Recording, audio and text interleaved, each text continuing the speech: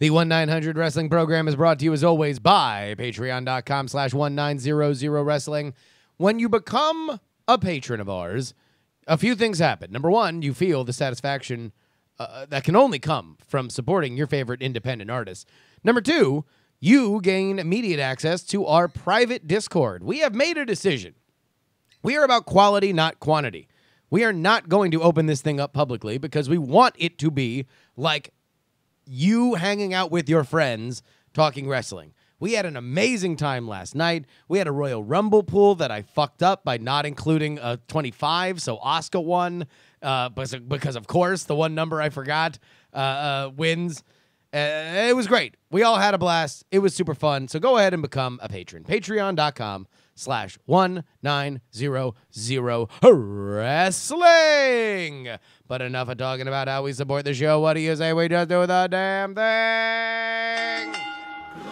I want you to call me for all of wrestling's latest news and views. I've been around in wrestling for 35 years, and nobody knows wrestling like me. Remember the number 1-900 Wrestling. Oh, hell yeah, ladies and gentlemen. We are on the road to WrestleMania. And tell you what, nothing like a road to WrestleMania when there are even higher stakes on the line. Willie Dills, I think, above all, the internet wrestling community got the Royal Rumble they wanted last night? Dare I say? Yeah, okay, yes. One thing that I... Times two? Sure. Two? No, yeah. One thing I don't like about a lot of the stuff that I see after things like this Royal Rumble is that they like it solely because of the result, right? Like, I got what I want. Won, yes. So that meant it was good, right? Yeah. It's like, well, there's a little more that goes into something being good or not good, right? To me anyway. Like I personally am an advocate for I like it when wrestling surprises me and not when I predicted the winner and then it was the winner that I predicted. Like even if he's your favorite? Sure. Even if he's your favorite? I mean, look, it's part of why wrestling works. Why there's still, even though we know kayfabe isn't a thing or isn't real, it's still a thing, and we still embrace it, right? Like Dalton Castle not winning the title when we were in Orlando. Yeah. Heartbreaking. But Dalton Castle finally winning later, so much better because it was the heartbreak, right? That you went through. So yes. Yeah. So yes, they got the winners that they wanted. Yeah. Does that mean that this was a good Royal Rumble? Not necessarily. What made it a good Royal Rumble was that it was a fucking good Royal Rumble. It was a good Royal Rumble. And by the way, it was such a good Royal Rumble that I don't know how much time we're going to spend on NXT, which might, by the time that the King, our Lord, Dave Meltzer, prances out onto his veranda to issue upon the world his star ratings, might have the second WWE 5-star match since, or the first one since, Cena Punk when in one of the biggest angles in WWE history. Sure. So I don't know how much we're going to say other than that was an amazing show. Go watch it, right? It was an amazing show. Definitely, if nothing else, if you're not an NXT person, just watch the main event. Just watch Gargano, Cena. Listen, those last two. The show was amazing. The Adam Cole, Aleister Black match, I had no idea how they would top that. The physicality in that match, and specifically, poor Adam Cole's back.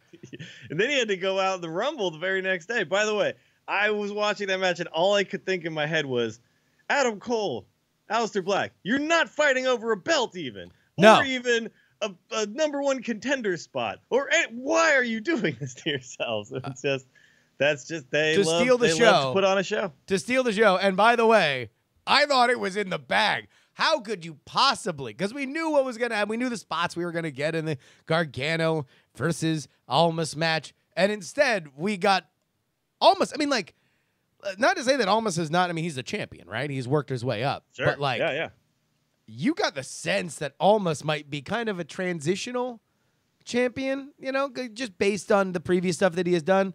That man became a estrella in one night. He was it. Well, it's funny because he didn't necessarily become it in one night, but it all culminated in this one night, right? He went supernova. He went supernova. Like it was. Yeah, it was, exactly. Yeah. Yeah. It's been building for a long, long time, and this was just kind of like the unleashing of what he really can do. Because I think a lot of people have been watching this progression and been really enjoying the character work. Yeah. But haven't seen him put on, this kind of this quality of match yet.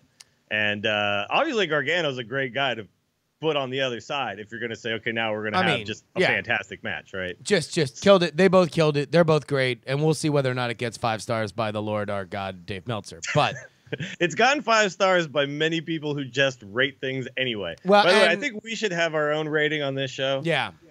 We do from 1 to 9 hundies. From 1 to 900? Yeah. Yeah. So we got, we have a wider breadth of, we don't have to be like stuck on this. Oh, that's 5 stars. What do I do when it's better? Oh, well, it's 5 1/4 now. Yeah. Hey, listen, just because I gave it 877 doesn't mean I didn't like the match. Yeah, exactly. I just had to leave some breathing room in case somebody does something better. Exactly. But getting a perfect 900 that's hard, man. Yeah. No, I will consistently overrate Wrestle Circus matches. That'll be our thing. Well, as long as it's Tokyo Dome is 800 Congress. Yeah. If it's at 800 Congress, 900s every man. I'm just saying, it's the best. All right. Oh, Gentleman Jervis versus Austin the Ref, 900. 900. I mean, come on, just watch it. It's the 900. It's not my fault that I'm doing research and you're not, okay? It's 900. Now, we're not even going to talk about it all that much, and it probably deserves its own episode. Hopefully there's a million NXT podcasts that we're going to talk about because the Royal Rumble itself was consequential, and we'll talk about that as soon as we get done talking about the other big gigantic thing that happened this weekend, which was in New Japan, in Sapporo, the new beginnings, the fracturing of the Bullet Club, the reformation of. All right, here let's take this in phases. Number 1, Kenny Omega loses the United States Championship to Jay White. And by the way, Jay White's probably his best match. Yeah, because a lot of people were a little down on him after the Tanahashi match at Wrestle Kingdom, even though that match in a vacuum was really good. It's good. It was just not in a vacuum. It was surrounded by Jericho, Omega, and Naito, Okada, and the 4-way match right before it, and so it got a little slammed for just not being as good as all those matches, right? Yeah, but take that out of that pay-per-view and take away the comparisons. Good match, It's fine. Look, Jay White went from a guy that I didn't know his name because he was at that ROH show, right? Yes. Yeah. I remember you saying I haven't seen Jay White yet. I really seen Jay White because I saw him at Wrestle Circus against Sammy Guevara, and it was a fantastic match. So I had high hopes for this guy, but I didn't realize he was going to be going this high this quickly. Yeah. Well, listen, New Japan's got the rocket slapped on him, and he's figuring out his character. Yep. Like, that's what is happening right now. So it's like, yes, now he's kind of a greasy knife pervert, but as he goes further, he will realize who he is, and he will become and blossom more of what's going on. So that happens. Now, I'm not gonna lie to you. I'm not gonna pretend like I've watched all of New Beginnings Sapporo. There's a lot I got to catch back up on because apparently the Suzuki Tanahashi match was insane as well, right? Yeah, and that was the first. There's a lot going on over there that I need to catch up on. So here's all I know: the streamable clip that I caught up with when I was perusing on Reddit was only Hangman Page and Jay White arguing about the title, right? Kenny Omega. No. It was Hangman was in the ring. Oh, okay. And then Kenny pushed Hangman off so Jay White would just have his moment with the title. Oh, yeah, okay. I think that's like how it all started. That's right? how it starts. Yeah, because then all the shit hits the fan when Jay White exits the ring. Right? Jay White. Then the Young Bucks come in. You got Cody in the ring. Everyone is kind of getting on Kenny Omega. I think the gist, because you can't hear what they're saying, right? But I think the gist really is just that they're mad that he lost the title. He's supposed to be their leader, the elite or whatever, and maybe he's not as elite as he's been telling everybody. And maybe he's on his way out, and maybe Cody should take over as the leader. And if this kind of thing is happening, Yes. Omega's getting pissed. He kind of starts reacting a little bit harshly. He inadvertently pushes one of the Young Bucks. Yes, Matt. And pushes the Young Matt. Bucks Yeah. get The really mad. brunette. The brunette. Yeah, sure. The brunette of the Young Bucks. Yeah. I've only watched this clip like once where that part was in it, but yeah. So he pushes one of them. They act like they really hurt too, and so they both take off and they're mad at Kenny. Then Hangman is in there, and and the villain Marty Scurll's in there, and they're all just kind of like, "Come on, man, come on, no." Like they kind of start pushing back and forth, and eventually Kenny decides, "Okay, whoops, I'm sorry. Oh my God, I've gone too far. What have I done?" He starts kind of like apologizing to everybody. Cooler heads are prevailing, specifically between Cody and Kenny, who had been. They were the ones who were the most heated at each other. The fulcrum. Yeah. Yeah. So Hangman gets out of the ring, Scurll's out of the ring. Next thing you know, Cody and Omega share a moment. I think they hug or something, and then Cody goes to like open the ropes, in a gesture of goodwill and good faith to let Omega get out of the ring. As Omega's going out, Cody grabs him, hits him with his finisher. I swear to God, Ibushi and Kenny just set unrealistic levels of selling for the Crossroads, because the Crossroads is always insane. I think it's like, because both of them and Ibushi did it to the outside. It's a move that's very awkward when the other person doesn't participate fully, right? But like the two of Kenny sells this Crossroads. Okay, Kenny sells these Crossroads in a way that, and I'm just going from memory, involves Kenny standing his body perfectly like you would straight up in the air, like you would on some kind of figurine, like a very wobbly figurine. He's up for I think a full 1.5 seconds as his body is planted into the ring. It looks amazing. And then he crumples to the ground like as if he's just dead, right? Dead forever. Yeah. So and Cody, who's the best now? I'm sorry. I know. The blonde hair. He's perfect in the blonde hair. As soon as he goes, he just has this like. He's an 80s high school bully right now, and I love it. But when he hits him, he has this tantric orgasm where you just see like his body just becomes flush. His cheeks are rosy. It's insane. Yeah, at first you could kind of go like, he's like, "Oh my God, I can't believe I just did it." And he's like, I'm so glad I just did that. So anyway, Hangman comes back in the ring and Scurll comes back in. They're confused. They don't know what the hell's going on. They're like, "What have you? Oh my God." Cody goes to grab a chair. He's like, "Come on, let's do this. We're gonna take out Omega. We're gonna end him." And you can see like Scurll and them are not 100% on board yet, but they've clearly drawn a line in the sand that Cody is more the leader now, and they're not stopping him. They're not saying no. So there's still going to be, I think there's still room in the story for those guys to have some reservations about this whole thing. Yeah. But then out of nowhere, you hear the fangirls go crazy. I love the Japanese fangirls letting me know like something's about to go down. And they were about to get a moment just for them. Clear out, boys. This is just for the ladies. This is for the ladies. Kota Ibushi comes running in, not from the side where everybody else was going to, from somewhere else.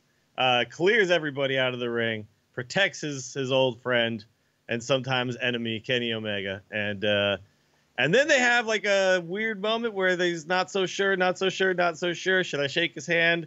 Are we good now? Into loving embrace.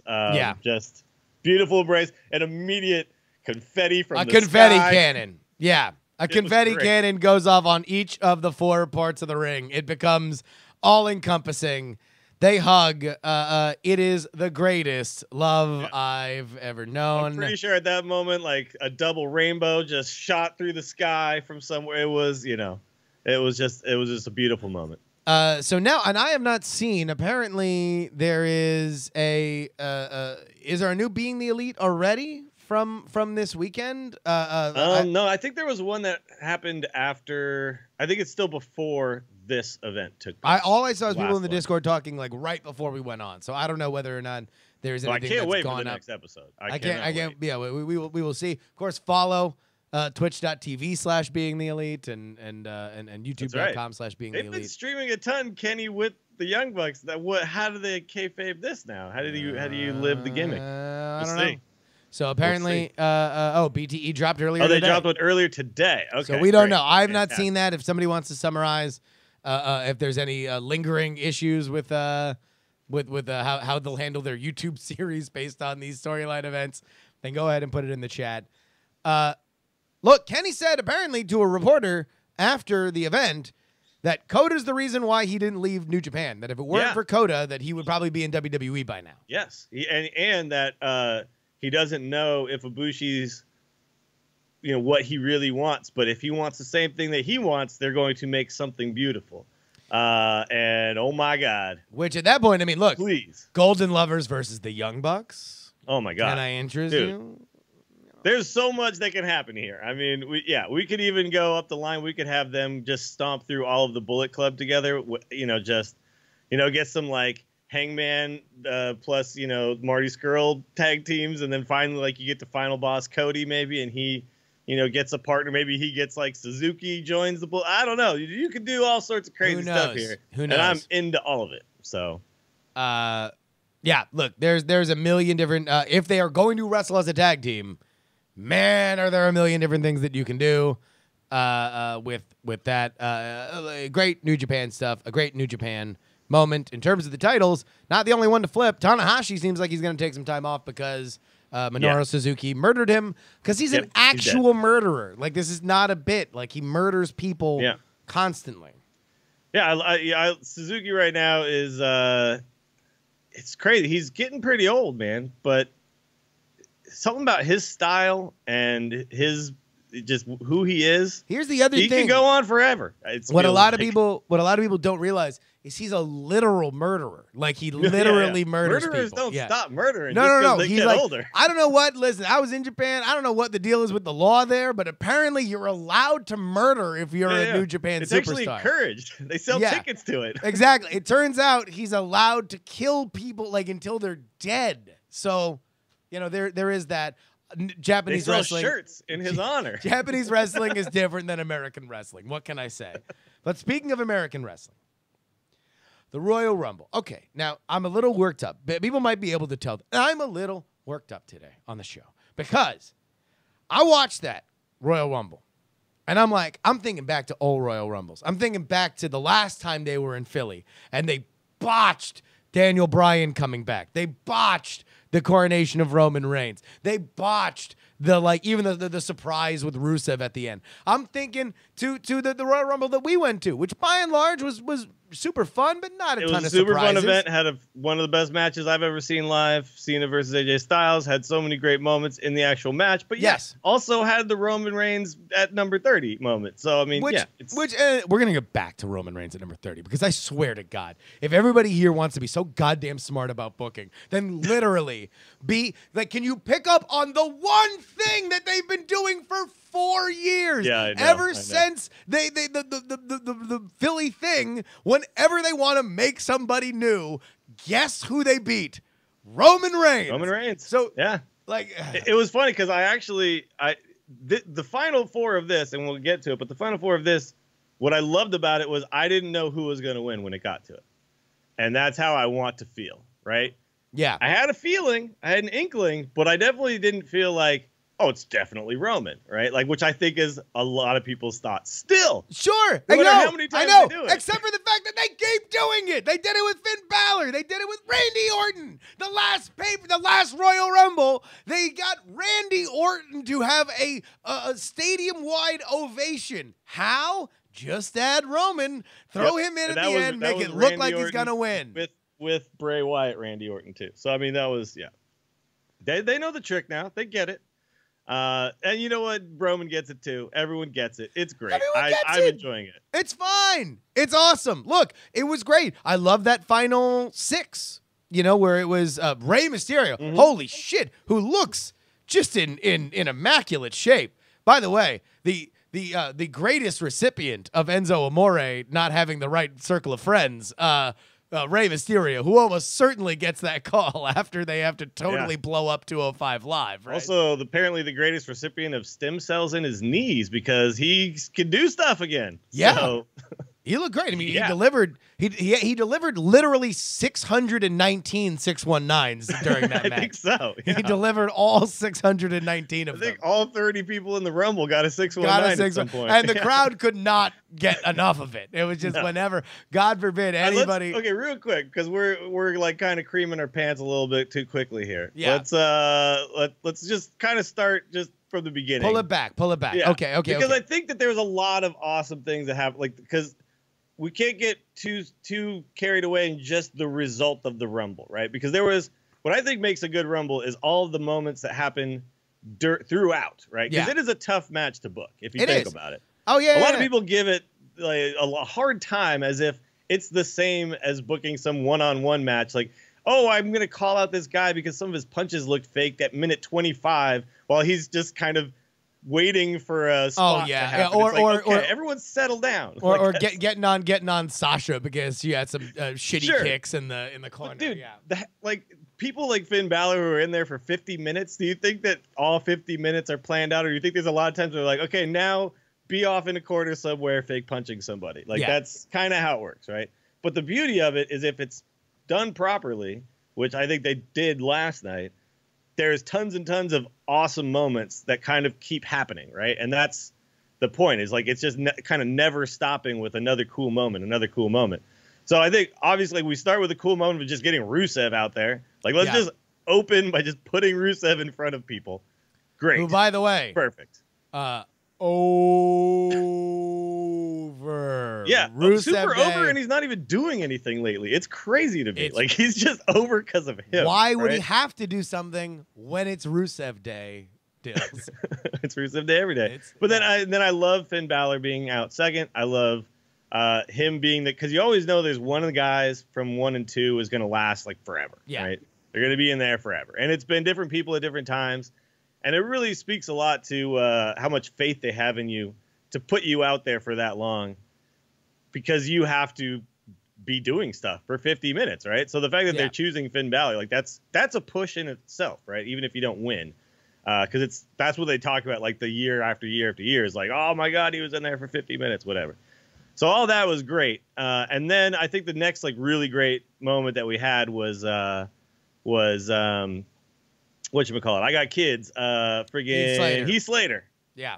So Heath Slater, I was on board with this happening for the entire rest of the Rumble. Was just each person coming out and just kicking his ass on the way to the ring. So yeah, Baron Corbin is eliminated, does not take it kindly, beats the crap out of Heath Slater. Heath Slater is dead. Baron beat the crap out of everybody. Gave everybody a break. Yeah, I mean everybody was out on the floor after he left. So, but it was perfect because then Elias comes out afterwards and he gets to sing a song and everything. Yeah, gets a kick Heath on the way there. He's spitting in the face of Rocky's statue. It's great. And then each successive person that comes out just kind of hits Heath Slater one more time. And I was like, oh my God, if they do this all the way up to like the 30th entrant, I'm so on board. But then they swerved me, this is what I love. Like, this is one of the things they did so well was, they had me on board with this thing of, okay, Heath Slater's going to keep getting his ass kicked, never get in the ring. Yeah. Next thing you know, instead, Sheamus comes down, chucks him into the ring, and Heath Slater immediately turns around, clotheslines Sheamus out. It was great. Like, great it was spot. Just everything about that was fantastic. So, like, it's little moments like this that you book throughout a Royal Rumble that then make the entirety of it good. And then you cap it all off by having a fantastic like winner and everything. So I want to point out all this stuff. You also have Kofi Kingston, pancake moment. The New Day's pancakes. Because how do you keep topping Kofi's thing, right? Yeah, it's really hard. He kind of set himself up in a no-win situation because every year he's got to come up with something different. And last year was a little bit of a dud with the jump backwards, hang off of the ring post thing, right? Yeah. Like that wasn't nearly as good. This time, not only do we get Xavier Woods being the perfect spot to catch his other foot, you also get a pancake spot, and then you get them like leapfrogging him back into the ring. It was just everything about that. Basket tossing him into the ring, which was great. So I guess outside of all that, like Oh, and then of course I think we had the best class of surprise entrants we've had for a while, because Really? you had I thought that was Adam Cole, Well, baby. You had Rey Mysterio, which was awesome, and then the Hurricane is like, if you know who he is, you had fun with that one. If you don't, then whatever. Like, Yeah. he was still fun. Yeah, you want to know what I was going to say, that it wasn't a great, like, aside from Ray, which was huge, it wasn't like a huge old timer like kind of no, they thing. didn't Like do a whole thing. Yeah, you didn't have like the Boogeyman and all that kind of stuff that they do. or even But or even like DDP. I mean, like, you didn't have Sure. like a ton of like big stars from back in the day. But what you did is, look, man, it is very clear that there is a youth movement afoot, or at least like a shift in what the WWE itself finds valuable, because yeah, not only did you get a bunch of NXT in both Rumbles, like, you got the guys you kind of want to see. I prefer what they did here, because when you get a bunch of the old guys coming back in, which is what they did with the women's Rumble, that's fine, and that can be fun. We'll get to that, because that I think is a different story. That can be fun, but I think these spot, like, I kind of like all the spots being reserved. Like, I prefer that like Titus O'Neil comes out instead. You know what I mean? It's like, I prefer that some guys who maybe don't get used very much actually did get to come out and do some stuff. You had like Aiden English get to participate, right? Yeah. And stuff like that. Where in the past, those spots were always taken up by, like your DDPs and like your old returning guys who come back in, and then inevitably they just get thrown out pretty quickly because they can't actually do much. Yeah. And also, it's kind of awkward watching an old man have to fall like 8 feet to the floor. I don't really enjoy that all that much. So, have a couple NXT guys come up each year. That's perfect. Have one returning joke guy, and then a guy like Rey Mysterio who can still clearly go and maybe is going to come back to 205 Live. And by the way, you have the star of the weekend, El Idolo, Adrian Cien Almas, not only have this 5-star match on TakeOver, but then like has a huge run in the Rumble. Like, that dude was in the Rumble for like a half hour. He was in there forever. I'm actually trying to think, like, how long was it till he got kicked out? I think he got kicked out. Yeah, so he came in at like 7. Okay, hold on, I can see it right here. And he didn't get eliminated till, he was 18th eliminated. So he was in there for a good long, like half an hour at least, right? Yeah, huge. Like, star-making performance. Yeah. Did a bunch of cool stuff. Did his, Tranquilo on the rope spot, and he took an RKO off the top rope, which was pretty brutal.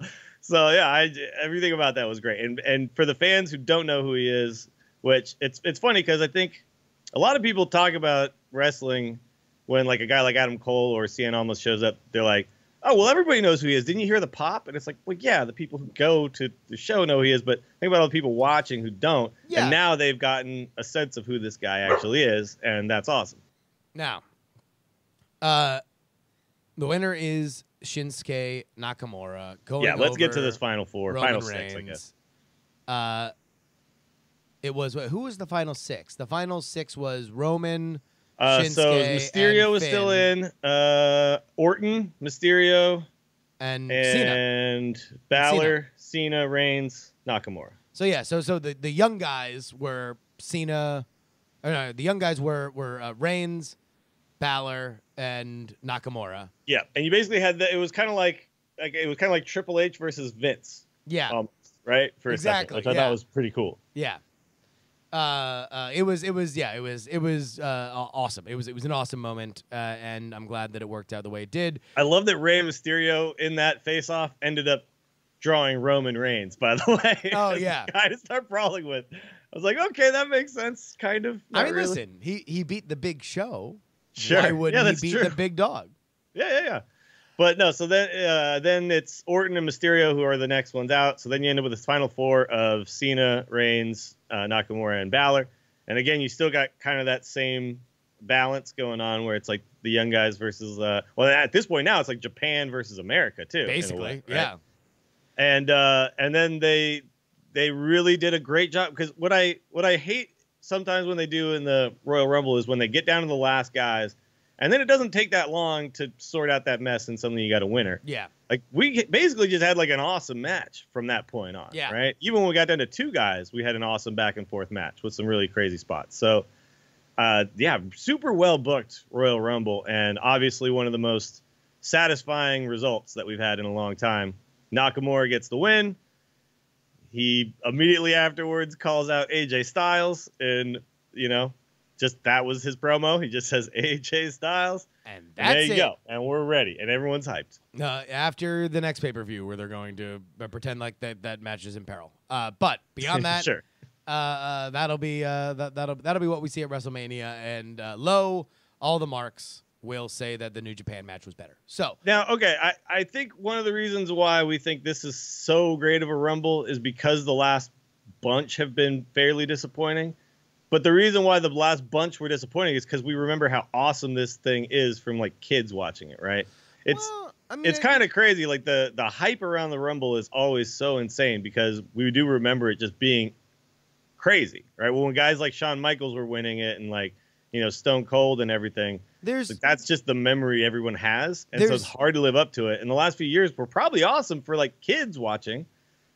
Who don't have that frame of reference. I think there's a lot of comparison that comes. There's 2 sides to it. Number one, the Royal Rumble is the Royal Rumble, and if you are a fan of battle royals and you are a fan of the kind of sports entertainment that you get from a battle royal, then you can appreciate and enjoy that. But part of the Royal Rumble, undeniably, is us being revealed the new model for what this year's WrestleMania run-up is going to be, and the bones of that booking decision. And so now we judge that booking decision. So who wins is going to always hang over whether or not the Rumble was good or not, because that's what people factor into it. During those last few where people were always disappointed at the end, when you had like Batista winning and Reigns and people were booing, I was actually kind of the thought that maybe we should stop having this stipulation that the winner goes to WrestleMania, because then you could just have the Royal Rumble and it would just be it's the match on its own, right? And it wouldn't be this thing where everyone then goes, oh, well, now that guy's going, oh, lol, Cena, lol, Roman, lol, whatever.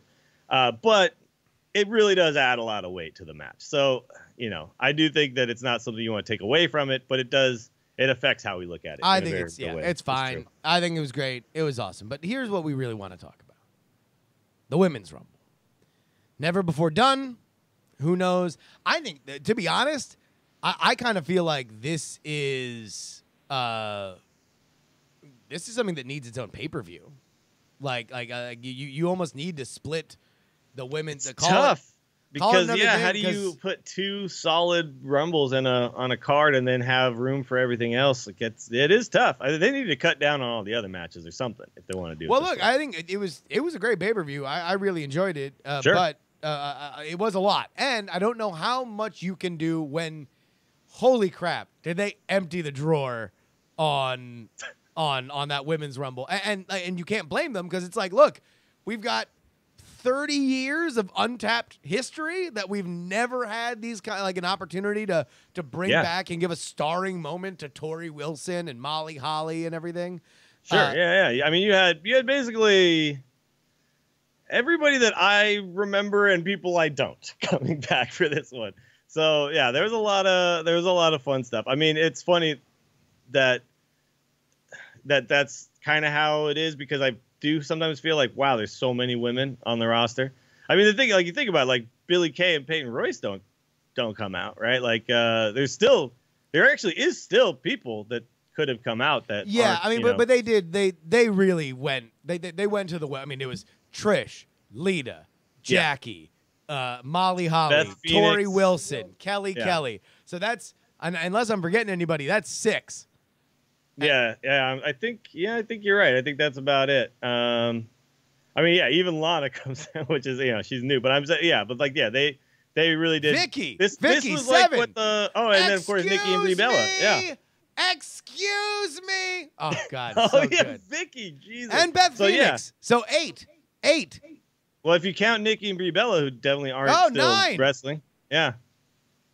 Yeah, that's a third of the field there. But you want to know what? Here was the best thing I loved about it. Number one is it was this just tore through history, and they made sure to give all the girls their moments, all the women their moments. that reflected back on their characters. Mickey James and Trish Stratus, Beth Phoenix and Natalia. But they also were forced, and Michelle McCool, Jesus. There's so 10, right? They were forced to really let these women shine, to give them star moments. Nia Jax got to be the Big Show. She doesn't get to be the Big Show on Raw. Her character has never been what she would be if she were had the equivalent height and weight advantage of male competitors. But here, she got the strong woman spot. She got the moment where it was like, oh, crap. Beth Phoenix, who's in insane shape. All these women, by the way, were in insane shape. Yeah, the women coming back, none of them looked bad. I was like, what the hell? That's like our Hall of Famers? Like, what? The men come back and they're all leathery. They just look terrible. By the way, my favorite, and she looked great, but Jacqueline just looks like the mom you don't want to fuck with at the barbecue. Sure, yeah. She came out and just started kicking ass. It was pretty great. So I just counted. There was 10 returning old school divas. If you are a little league coach, you do not want to see Jacqueline walking towards you with that kind of pace. No, like, you are going to get fucked up. Put your son in the game. Just put him in the game. You're in the game, Mark. Like, that's it. But that all aside, like, what did you think of quality here? Because I think that this one was getting a little bit of a bad rap from some people who didn't like the women's Rumble, because there were more botches in this one than there were in the men's.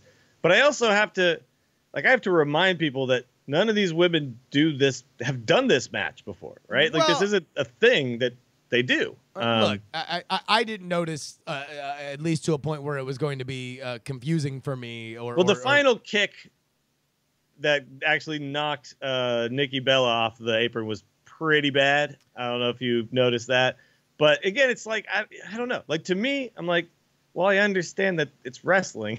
Well, but also at that point, it's like, look, you've gotten, like, that was both fighters were at, less than, a inch of health. You're literally. Yeah. But I mean, it's one of those things where, like, I feel like it just shows like a little inexperience, right? Like, sure, maybe in a men's match, like, if it's the counterpart of Nikki Bella, someone who's been in there, they might go like, okay, let's kick each other one more time because that didn't actually connect, so I won't just fall off the ring apron, right? Like, things like that. But that's, again, it's like, that's fine because I understand that it's wrestling and stuff like that happens. And to expect like this weird perfection out of it just doesn't make sense to me as a fan. So I never really care. By the way, I do want to agree with the Buck that Steph was pretty bad on the commentary, though. It became a running joke in the house that we were watching on. She felt like proud mom, which I'd rather that than... Yeah, but she's also like... She was John Maddening the situation. Like, she'd just be like, oh, she just slapped her in the face. And you're like, yeah, she did. I don't know. She didn't bother me as much as I thought she was going to, because I thought she was going to be playing. It didn't bother me. I thought it was stuff. hilarious, but it just became a running joke, like that she just said... It was almost like she was like looking down at something else and then would look up and be like, oh, look, she's been eliminated. Like, there was like no actual commentary other than just honest, stating what was happening. I was watching with Ashley. Ashley was more upset with Michael Cole constantly talking about how good everybody looked. Oh yeah, that was Ashley's gripe. It was funny. She became one of us right next to me. It was beautiful watching her flower into a full bitter wrestling fan as she just kept. We were leaving. She's like, oh my God, like, Michael Cole's just so bad. He's just bad. Like, he's just annoying and he says the same stuff. He's just really, really bad. One thing I will say that was, if we want to talking about how good everyone looked or whatever, I was getting annoyed with every time someone came out and the Smarky wrestling fans knew who she was married to or was dating. Yeah. They decided they had to chant the name of husband's or said boyfriend, and I'm like, that. God damn it! That Like, is, you that don't is the chant last, Nikki Bella when John Cena comes out. The last thing to go. That will be the last thing to go. We have made tremendous strides as wrestling fans for women's wrestling. The last thing to go is we know whose dick you've seen. That'll get it. The Undertaker. Okay, I know exactly. They're all married to wrestlers. We get it, right? You know what though? I gotta say, man. All in all, anybody who's putting this match down, I think, is like kind of missing the point. I think this was a success. I listen. It was a tour through WWE women's history, women's wrestling history, right? And it was to show, hey, look, we've got a rich history. There are all these fun moments. Sure, it wasn't what it is now. It's not the work rate that it is now. Although all the women that were in there looked awesome. You know? There's some great spots too. So, but I got two Kairi Sane elbows. Okay, so yeah. But I mean, to me, it's like how can you not love it? It was like they were able to pull these things out for the first time ever, and it was so fresh and it was so fun. It was just, I don't know. It was incredibly sports entertaining to me. Mm-hmm. Absolutely, I'm with you. And I think, and again, it's like I think we just have to understand like that this. So the other complaint that I saw was, why was this one on last when, like the crowd was dead after the men's one? What? And sure, the crowd was dead because they had just screamed and they all probably had beer headaches at that point, right? But it made sense to me to have this one go on last because not only do you have one of the biggest moments that you're gonna of the show that you're gonna close it with, and you need that to be the last thing, right? Yes. With the surprise person coming out after the whole thing's done. But also, it's the first ever women's Royal Rumble. Like, this makes sense. Missed opportunity, though. James Ellsworth comes out number 30 and doesn't win, gets his ass kicked. That could have been a funny moment. It could have been funny. I'm glad they didn't do it. But I think it's fine. I think they learned their lesson from the Money in the Bank thing. No, yeah, I don't think they. But that would have been like a nice self-referential moment, right? I also thought that another funny moment would have been to have, because number 30 in the men's was Dolph Ziggler, come out to Daniel Bryan's music and then the record scratch, and then it's Dolph Ziggler to silence coming out. I mean, I think. But at again, that point, self-referential. They don't need to do all this. Yeah, too angry that they would have made that crowd. It's too 4chan-y, right, for WWE. Yeah. Let's talk about. I'm going to listen, man. I'm trying to center myself. Because this is why we can't have nice things. I'm just letting everybody know. Okay. This is why we as wrestling fans cannot enjoy in public the one true art, the one true sport, pro wrestling, because we refuse to actually, for all that we want to proclaim, it's about business, it's about work rate. Look at all these terms I know. I'm going to pretend like I'm a fantasy football GM. I know what a work and a shoot is. Yeah. All right. Sure. But, if you don't understand why it's important for Ronda Rousey to come out and do as little as possible, aside from making it clear that she is now a part of WWE programming, and to simultaneously create the media firestorm that she did last night, then I got nothing for you, man. I'm sorry. I don't know what else to say other than bringing in a massive star for WrestleMania season is huge. She says nothing and doesn't get into a fight and doesn't enter into the Royal Rumble because you want to see her on Raw from now until WrestleMania, when guess what? You'll get to see her in a fight. So, so the main complaints that I saw were... Go! Yeah, well, yeah, okay. The main complaints I saw were that she's taking away from Asuka's moment, right? This is the number one thing I saw. That's cool. People even tweeted at us about this. Oh, they did. They did. She took away from Asuka's moment. Took away from Asuka. Well, oh my God. The moment that Asuka won the Women's Royal Rumble. Oh my, you want to know what that is? A gigantic moment. That is. Oh my God, you're right. She diluted. Hey, if you were Asuka, okay? If you were going to go ahead and ask Asuka, what would you rather have? To win the Women's Royal Rumble and have the moment of coronation stop short. So maybe let's say 80%, 70% of the moment that you would have had, right? Would that be a fair assessment that Ronda Rousey took 30% of that? Yeah, okay. 30% was taken, sure. 30% taken away, okay? Yeah. Would you prefer that if you could cash in that 30% for the most covered moment on the next WrestleMania? Because I guarantee whoever Brock versus Roman, AJ versus Shinsuke, none of those will get the mainstream coverage that Asuka versus Ronda will, if that's the match. I mean, I don't think that's going to be the match. I think it's probably going to be, I think they're going to split them up. Ronda's going to fight. I don't know. We'll see. But she went right to Asuka. She made a point to go right to Asuka. But that was exactly the point that I was going to make. Is that moment was magnified, not diminished, right? That moment was blown the hell up. Asuka's now. There's a picture of Asuka on the front cover of like ESPN, right? Like, right. And by it wouldn't the way, have been there. They did a huge number for Raw 25 last night. They're going to build on that number with a number that might be bigger tonight, which will likely be Ronda Rousey's first appearance on Raw.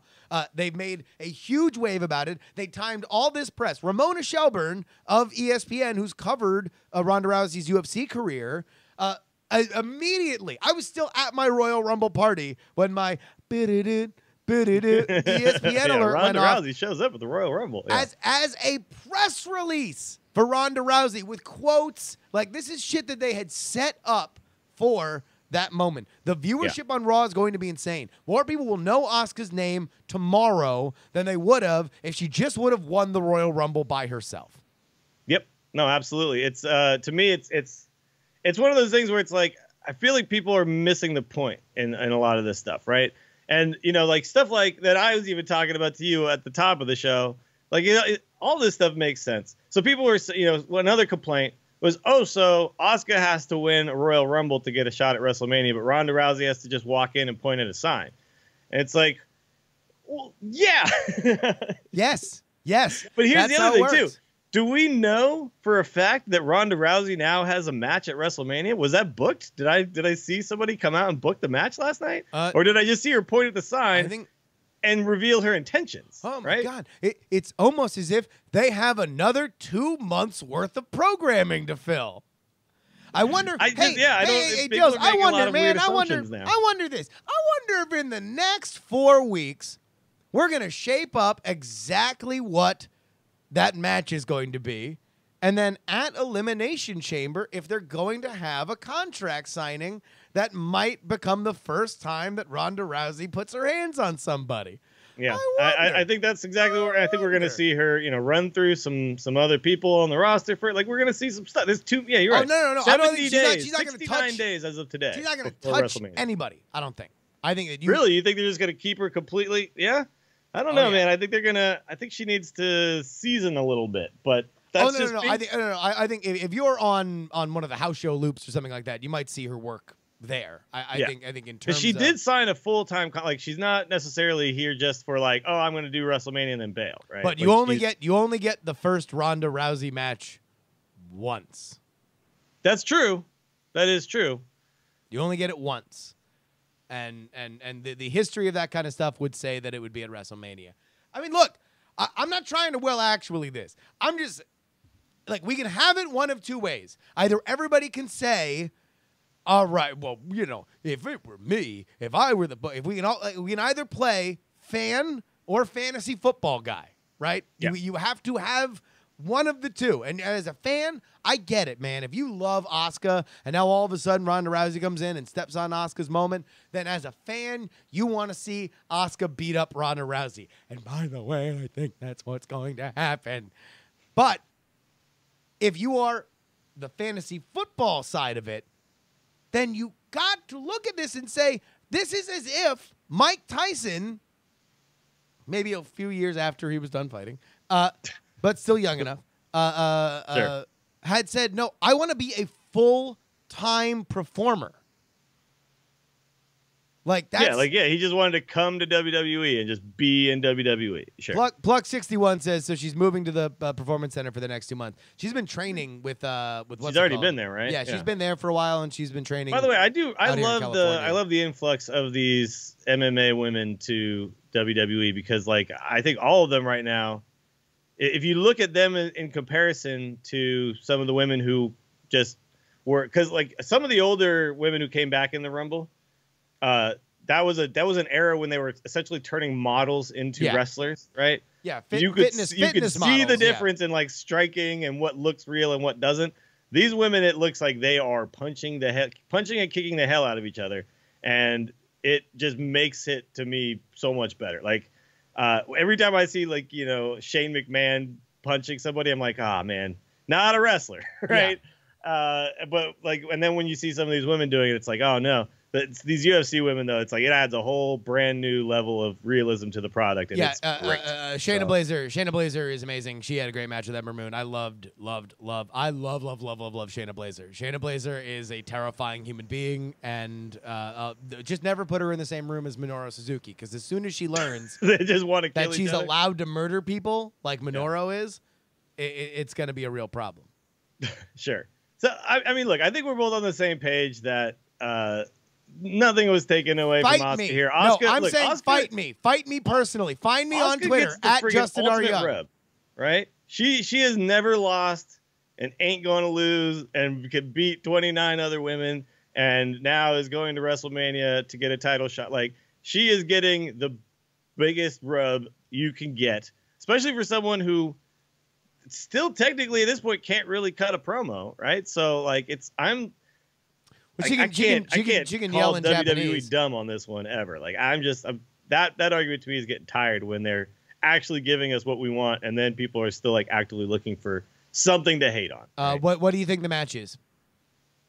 What for WrestleMania? Yeah, I mean, it seems like I personally, it seems like they want to split up Asuka and Ronda Rousey and have them go each at one of the champions. And I've heard a lot of people saying that Ronda versus Charlotte is the one that makes sense. So you'd have Asuka taking on Alexa Bliss if Alexa Bliss still has the title. The thing is, I kind of want to see. I'm with you. I kind of want to see Asuka versus Ronda Rousey. Like, I think that match is that's a winner, right? Okay, 4-way. All right, fatal 4-way. That's my opinion. The thing is, they kind of always do that with the women. So let's be fair. That's probably going to happen. And it's like, hey, look, Ronda, we know that you're really serious about this. We know you've been working really, really hard. But we don't expose you just yet. Yeah. We can make sure that we isolate you. We can make sure that you aren't getting gassed, in the middle of it. I'm with it too. Yeah. But then the problem is, do they then potentially have like a united women's title? Because they probably don't want to do that, right? So you can have one of them drop their title before the match. They can always write around it, or you can do all sorts of stuff. But yeah, no, I like it. Fatal 4-way. Yeah, have one of the titles still in there, and one of the titles has been lost at some point. Or and then you have another women's match. They've done it before, where it's like one fall is for one, and another fall is for the other. That's true. You can do all sorts of different things. Yeah. Sure. But I mean, look, overall, like all of it, I think was great and was done well, and nothing about it to me. It's funny because from a perspective of just a pay-per-view, the pay-per-view is awesome. But now we're just delving into all of the like logistics and the repercussions of this one because there was so much going on here. I haven't felt like excited and exhausted after a pay-per-view like I did after last night. That was big. I mean, we haven't had news like this. There hasn't been a celebrity that has been involved this directly with the WWE in many, many, many, many, many, many years. And this is the first time that we've had legitimately someone who was at the top of sports, like not her sport. Yeah. Sports. No, people were saying that she was like the best fighter, man or woman, for a while. Fighting human. I know, UFC guy, she wasn't even really that good. Sure. Well, she fell off as pretty much every UFC fighter does at some point because we're talking about stars, baby. Yeah. Like she had a style and her style got exploited. She also made the mistake in UFC of trying to like win with another style that wasn't her style, and that's where she kind of faltered. She was like, "I'm a striker too," and you're like, "Not really. You're a submission expert, but okay." Yeah, I mean, and that's fine. And like, I'm not a huge UFC guy. I made sure to watch those Ronda Rousey pay-per-views. Sure, I was always intrigued. Yep. Made sure to do it. There's gonna be a lot of. All right, we got to get this trivia game done real quick before we. Do we want to save it? Do we want to save it, or is it a Royal Rumble? No, it's thing? Royal Rumble specific. All right, let's go. Yeah, it's not very long. Okay, come on. So this is the people at home can play along. Yeah. There's a possible score of 900 out of 900 Okay. that you can get. All right. Gotcha. Each time you get to guess, it's worth 100 points. So basically, here's how it's gonna. I got 3 people. These are all previous Royal Rumble winners. All right. So out of the history, so honor system. Don't look up all the Royal Rumble winners. Gotcha. I'm sure you can remember most of them. And basically what I'm gonna do is I'm gonna give you 3 facts about each one of them. The first fact is gonna be a little more obscure, and by the time I give you the third one, you should probably know who this person is. Gotcha. Right? Okay. If you get it on the first one, you get 300 points. Oh. So if you get it on the first one each time, that's 900 points. 900. Right? Yeah. Yeah. Yeah. But we'll see. And then so people play along at home and see if you can beat Justin here. All right. Gotcha. Okay, go. All right. So first answer. Clue number 1. He watched wrestling for the first time when he was 5. It was a match involving Chief Jay Strongbow. Now, like I said, these are the eclectic. Now, and I'll give you one guess after each answer. You can just make a guess. Yeah. All right, so these are all Royal Rumble winners? Yes. So you can just make a guess here, and you got, there's only been since 1988, right? So there's not that many guys. Yeah. I'm going to say The Rock. The Rock is incorrect. I'm sorry, but not a bad guess. Not a bad guess. The Rock actually, how many did he win? Did he win 2 or 3? I'm not sure. All right. Clue number 2. Yeah. He is a teetotaler. Triple H? Yes. Nice. All right. Hint number 3. But so you got 200 points there. Gotcha. Triple H. Third clue. He is a huge fan of the band Motorhead. Ah. So, yeah. So by the third, play the game. you're supposed to get it by the third. All right, here we go. By the way, Triple H won it twice in 2002 and 2016. Yep, yeah. All right, but let's see. We're going to do... Okay, so the first clue. Before he had reached the age of 9, 3 murders had occurred on his front lawn. A rough life there. Rough and tumble. Yeah. Man. This is for 300 points. Stone Cold? Afraid not, but good answer as well. All right. Second clue. He did not sign with WWE until the age of 31. Oh, wow. Did not sign with WWE until 31, but he won a Royal Rumble. Mm-hmm. Oh, shit. I got to stop looking at the chat. It is Booker T. It's got to be Booker T. No, not No. Booker T. Third clue for 100. He has numerous tattoos, including a large dragon on his back. Oh, wow. Large dragon on his back? Large dragon on his back. Yeah, Booker T's actually never won the Royal Rumble, by the way. Oh, is it Batista? Batista is correct for 100 points. Oh, man. All right, well, that puts you only at a total of 300 right now. 300. So, we can get to 6. We can get to 6 here. people playing at home, you might have a chance here to beat. Now, look, Justin's a trivia master. I know this. Yeah. I tried to make it a little difficult. All right. Because didn't you recently win like some other trivia thing, like a bar trivia night or something like that? I mean, listen, it gets tiring. Look, I've had so many victories. It's hard. I'm really good at all kinds of trivia. By the way, Batista has also won twice, 2005 and 2014. All right. Yeah. Our third and final former Royal Rumble winner. Clue number 1, born in Glen Falls, New York, where his father was chief of police. That's Mick Foley, right? Afraid not. No, it is not Mick Foley. So then we got a chance at 200 here, which will get you to a total of 500. Yeah. All right. Second clue, appeared as himself in the 2013 film Pro Wrestlers versus Zombies. Oh, God damn it. I have no idea. No clue. I figured this one might give you a bit of like an era, but Pro wrestlers versus zombies. yeah, the classic 2013 horror film, Pro Wrestlers versus Zombies. Grew up in New York. That's the Yeah. key. A New York wrestler, someone from New York.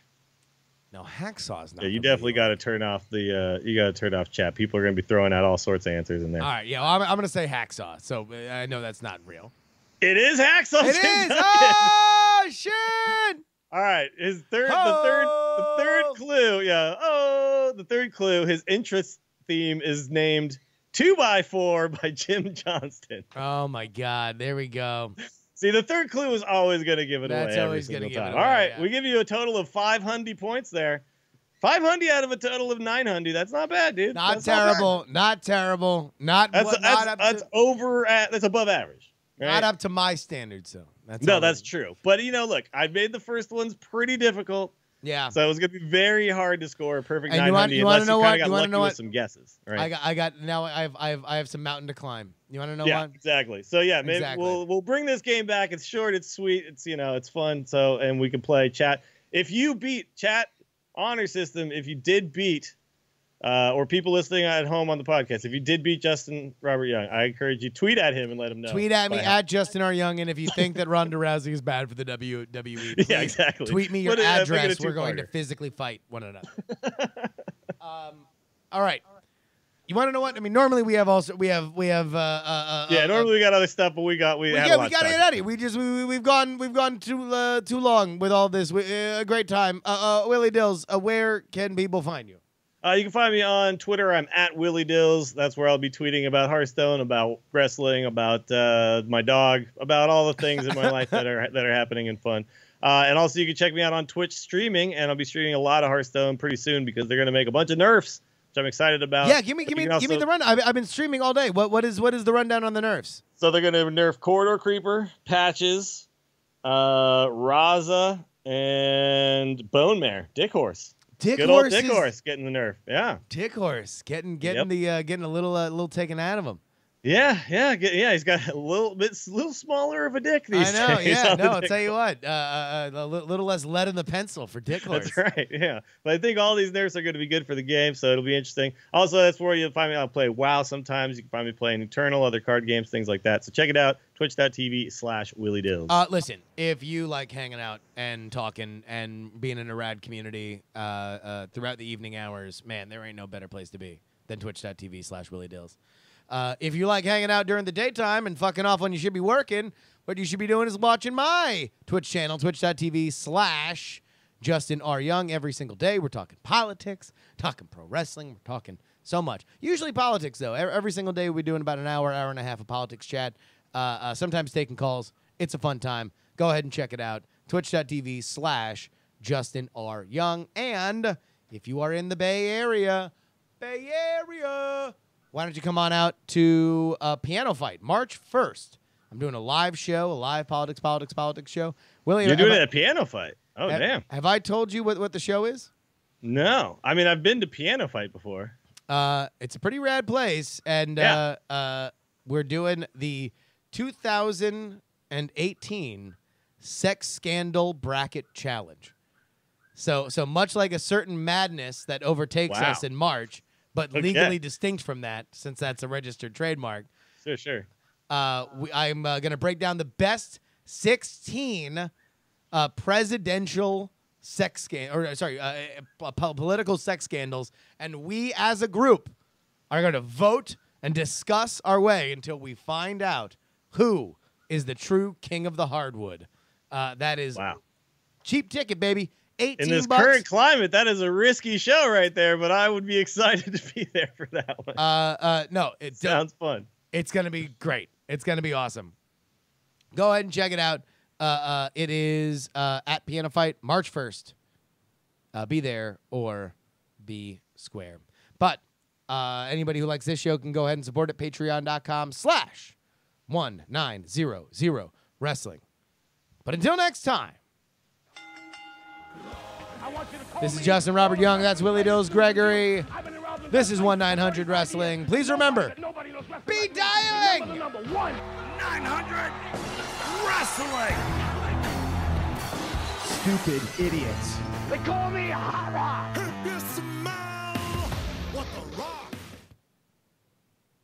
Diamond Club hopes you have enjoyed this program.